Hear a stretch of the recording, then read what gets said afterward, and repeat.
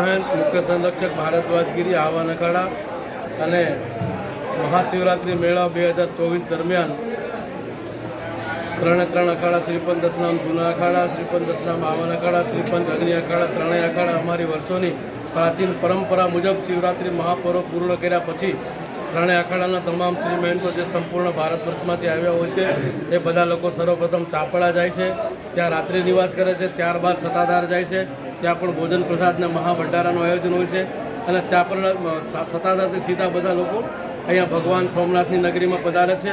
અહીંયા સ્મશાનની અંદર તપસી બાપુનો અતિ પ્રાચીન મહાકાળી આશ્રમ છે અને આશ્રમની અંદર દર વર્ષની માપે આ વર્ષે પણ પરંપરા વર્ષોથી ચાલી આવે છે. એ રીતે ત્રણેય અખાડાઓનું રમતા પાન સેક્રેટરી સભાપતિથી માંડી તમામ સંપૂર્ણ ભારત વર્ષમાંથી આવેલા પ્રતિનિધિ અખાડાના અહીંયા ભોજન કરે છે, ભંડારો થાય છે અને દરેક સંતોની પોતાની પોતાના ગરિમા પ્રમાણે ભેટ પૂજા આપી માન સન્માન કરવામાં આવે છે.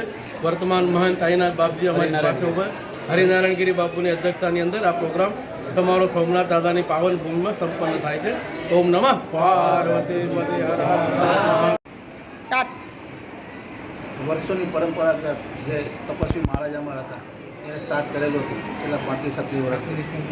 અને અહીંયા જે ત્રિવેણી આખા ભારતના સાધુઓ આવે છે ત્યાર પછી અહીંયા 2 દિનનો બ્રહ્મભોજન થાય છે અને એની સાથે સાથે તમામ ભારતના સાધુઓ અહીંયા આવે છે. દર વર્ષે સાધુઓની સંખ્યા 1000 થી 1200 હોય છે.